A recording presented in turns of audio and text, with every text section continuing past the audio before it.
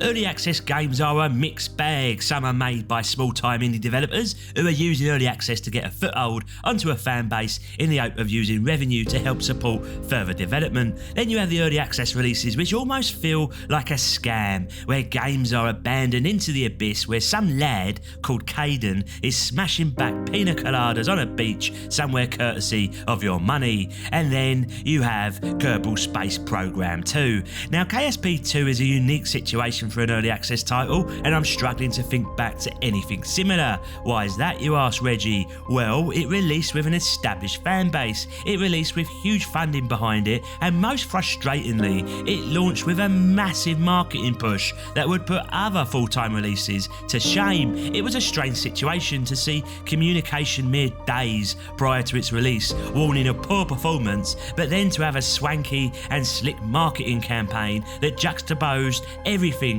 they were communicating. The fundamental question I want to try and answer here is if the wounds from this release are so deep that KSP2 may never recover. Well, grab yourself a cup of tea and let's have a chat. Welcome back, my lovelies, and apologies for the brief delay from videos, but Reggie was feeling a little under the weather, but he is back with the banter, and banter is a good jumping point because KSP2 at times feels like a bloody joke. Now, before we go any further and before the KSP fanboys try and give me a good kicking, please know that Reggie is a little space slut. He loves Kerbal Space Program, having put hundreds of hours into it. In fact, if I reviewed it today, it would easily get a 10 score because I think Kerbal Space Program genuinely gave us something different and new in gaming. A tinkerer's dream where the accomplishment of building a rocket and landing it on a faraway planet felt like a genuine achievement. But as always, I'll be brutally honest to you wonderful people, because even when I myself am a fanboy, I cannot deny the utter shit baguette that has been fed to us here with KSP2. Its launch should not be applauded, but rather picked apart and dismantled in the hope that other developers learn from it. So let's start with the biggest issue that Reggie has more than anything else with the release of KSP2. Looking back 3 years ago, the warning signs were there, but we just didn't recognise it. Here we had this beautiful trailer that thrust KSP2 into our faces, and more so, it came with a fully licensed song as its backdrop with the rather magnificent outro by M83. Yes people, this was not a cheap trailer, and I'm not shitting on them for coming up with a great trailer to get the hype train moving. I can't think of a trailer that has made Reggie wetter because it was what us fans dreamed of. But take a look at this launch trailer here, released on the day of KSP2. Again, it has a fully licensed song as the backdrop, and the detail within it is absolutely superb. Let's not forget though people, this is an early access title. Make no mistake, a trailer of this nature is a huge undertaking for any team to complete, but this is a developer with the backing and funds to push it through, and in the trailer it states it's the Pioneer Early Access Edition, but the implication is there to be seen in how they want this presented to average Joe on the streets. And for those with an inkling interest in space games, you would have seen homepage takeovers from the biggest websites in gaming around, and its launch you would have seen how they invited many of the biggest influencers from Scott Manley and Obsidian Ant to go out and playtest the game. Indeed, your own YouTube viewing would have probably been full of pre-rolled ads. I wouldn't be surprised if you see some KSP advertising on this bloody video.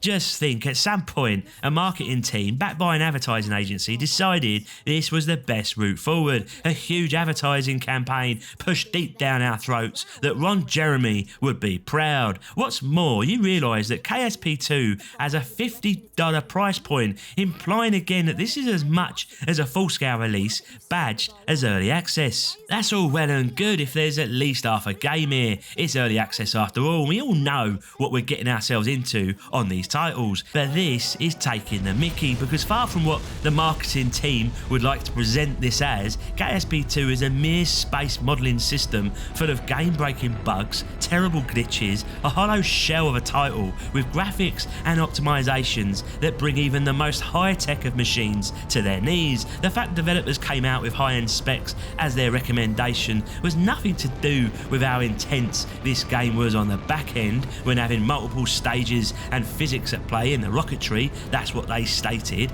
but instead it has everything to do with making sure they could brute force their way to decent performance by pushing it back on gamers for not meeting these incredible technical demands. That is, of course, an alleged opinion of Reggie's, not the actual truth, just for the lawyers out there. Even on my 4080, the game runs horribly at times. I was gonna do a review on this, and frankly, if I did, it was gonna get a 3 out of 10 score. But alas, one of the main reasons for not doing so is that the review itself would have been boring as f***.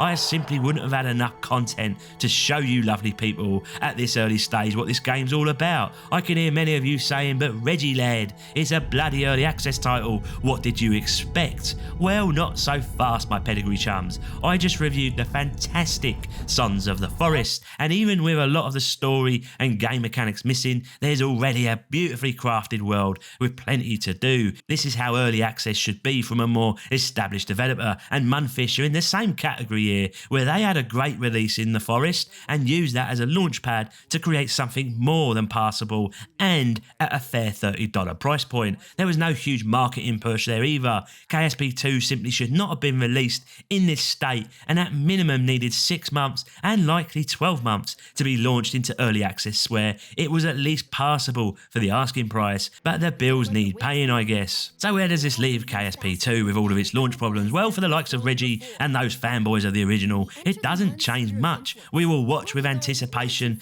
as the progress is made, and maybe in 3 years we can all look back and put this sorry state of affairs behind us. But what about the curious amongst you? What about those who haven't played KSP before, or perhaps those that jumped into KSP2 with both feet in anticipation based on the hype train? It's those gamers which may never return. In fact, the state of the game was so poor at launch, the worry here must be if the damage is irreparable, where the more casual will call it a day early. As they say, bad news spreads fast, people, and this is a classic case of it. It launched with negative reviews on Steam, and it currently sits on a mixed rating where graphics and optimizations are a major issue for people. So there it is, a proper Cockney gamer rant today to sum up my feelings on a wonderful franchise in Kerbal Space Program, and how this launch is one that should never have happened. No one cares that it doesn't have all the content yet, or that you've got a few bugs along the way. We get it, we know what we're buying into with early access, but it gets right on my tits that millions was spent on marketing and creating swanky trailers and God knows what else, when investment could and should have gone instead to the development time. I'll go bloody bonkers if I see any more of our money as backers now put to further marketing. This feels more like a Kickstarter project than early access. The launch here was an ignorant and chaotic approach that was a big slap in the face of us fans, and it might just be one that sends KSP2 into a black hole. And so I leave you with the trailer and a comment left on the video by popular YouTuber Soviet Womble. In it, he says, just take your time to get it right, Private Division. Even if it takes additional months for the sake of quality, prove to us that you're worthy of taking over from Squad. And I've got to say, people, that comment, it really does bite hard today. Until next time, my lovelies, Reggie out.